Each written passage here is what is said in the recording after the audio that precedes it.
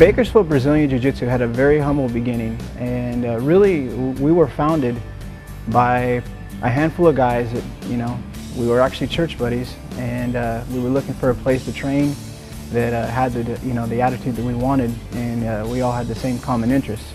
So it wasn't really something that we planned on doing, and that I planned on actually doing, but what ended up happening was we started out in the garage, then we sprung for a small building, and everything just fell in place, and it was like a meant-to-be thing, and now we have it. We're going on almost 9 years now, and the school has grown a lot, and it's been a blessing, and I don't think it's just one person behind it. I think help from above and a lot of wonderful people, and everybody's kind of grown up, and some people have family and kids now, but we're all still buddies, and we still see each other here and there, and at church every once in a while as well. So my day will usually start with me either running or on a treadmill or a stair stepper, and then after that I have to do the circuit training, and if I'm being the way I'm supposed to be, I have to do that a couple times a day, just in order to make sure I'm ready for whoever may come in here. Some of these guys these days, they're doing steroids, I think, so I don't know, maybe,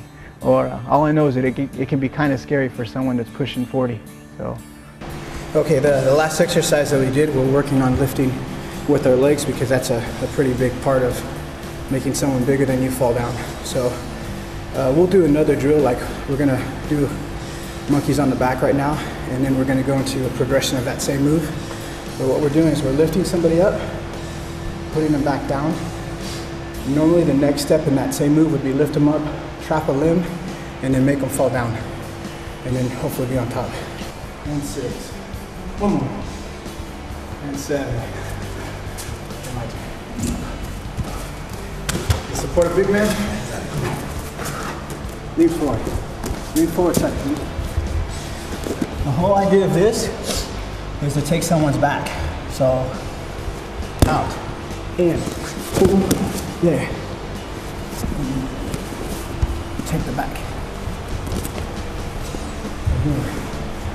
Underhook.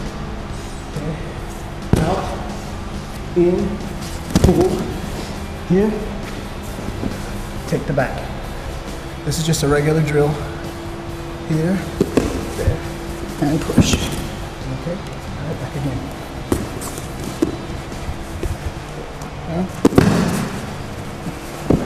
Push. So you usually work out about an hour before all your kids?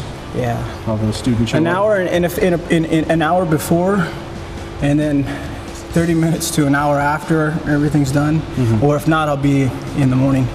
So I kind of have to juggle a lot, but rule of thumb, it's got to be an hour and a half. If I'm being okay, 3 hours, and that gets me ready for my next competition. So anything less than that, hope for the best, but oh well. Yeah. Speaking of endurance, I just had my last, I broke a record, for personal best record, I guess. I actually hurt my knee doing it, but my last match, which was 3 weeks ago, Valentine's Day weekend, of all things, my wife was happy about that. But I had a match against a heavier guy, and it ended up going 58 minutes. 58 minutes. Yeah, I hurt my knee at the beginning, and I couldn't do anything, and it was sudden death after the 7th minute. But it just wasn't so sudden. So that only happened because I had cardio. And it's so funny, I never saw people bring pillows out in tournaments, but they were actually on the side just waiting, sleeping. And they let the match continue until finally one of us scored, and yeah, it wasn't me. I got taken down, so my knee finally gave out. So here's another question I forgot to ask you. How important is diet? I imagine it's very important. What's your diet like? Diet is very important. However, I like to eat, so I'm not good at dieting. I'm a vegetarian though, so I will say that. Like, I'm not. I have various reasons why I don't eat meat. It's kept me healthier, but for the most part, during competition training and competition season, it's got to be a good diet. So your diet is very, very important, and if it's not right, you're gonna have a hard time making weight, and you're also gonna feel sluggish whenever you're having your match or your fight. So, but I'll be the first person to admit I kind of like to eat. So I've struggled with weight all my life, so yeah, people tease me too, but I get my way. So. And so what do you? How do you replace the protein? What do you usually do? Protein supplements is a big thing. I do eat eggs. I'm not a vegan, so vegans don't eat any animal products. I do eat eggs, and cheese is okay in moderation. But you know, protein supplements, edamame, you know, tofu, those are good proteins, and they don't mess up your system. So what I've found is that you know, whenever I cut meat out, which it's been almost 3 years, my cardio's gone through the roof. I don't even know why I'm telling you guys that, man. Yeah, eat all the meat you want. So that way you're slower and you're tired faster.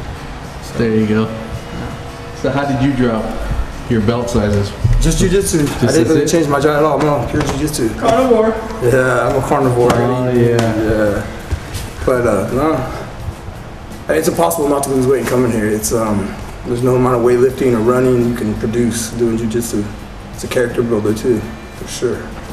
Most people don't realize this, but the meat is not really a taste as much as it is a texture. And then there's all these seasoning and stuff that it could be a mashed up piece of bread for all you know. And matter of fact, some stuff, some fast food is almost just that, but you wouldn't tell. You know, that's why they start saying it's all beef patty. Well, God, what, if it's not all beef, what is it? You know, so what are the other stuff? Is it shoelaces? So, you know, the point I'm getting at is that people don't realize that there's other things out there that have the same texture that meat. Try an eggplant. An eggplant tastes good. A mushroom, portobello mushroom. That is the way to go. You do that and put a little bit of barbecue sauce on it or some garlic butter, and you'll feel like you're eating a steak.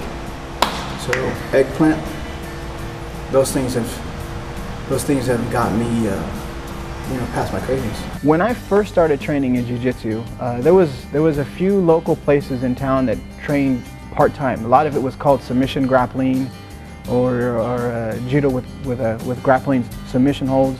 And there was a lot of, you know, people that were, you know, even some karate instructors were starting to dabble into this because it was the thing that was going to start developing, and rightfully so. My progress really started to develop when I started going to Los Angeles, and John Jack Machado's Academy is a school that I graduated from, and I'm one of his henchmen, if you want to call it that. So I've been a black belt with him for the last 3 years now. It took me 11 years to graduate, so it wasn't really one of those things where it happened like that. You know, they tend to make it a very, very long process, but it makes it all the better. And I really contribute that academy and John Jack Machado in general. He's one of the godfathers of jiu-jitsu. So he's one of the first instructors from the original Gracie schools. And you know, he's really been a big part of my development, and he's helped me develop a lot of different, you know, ideas and concepts in my head that have made our school succeed to the level it has.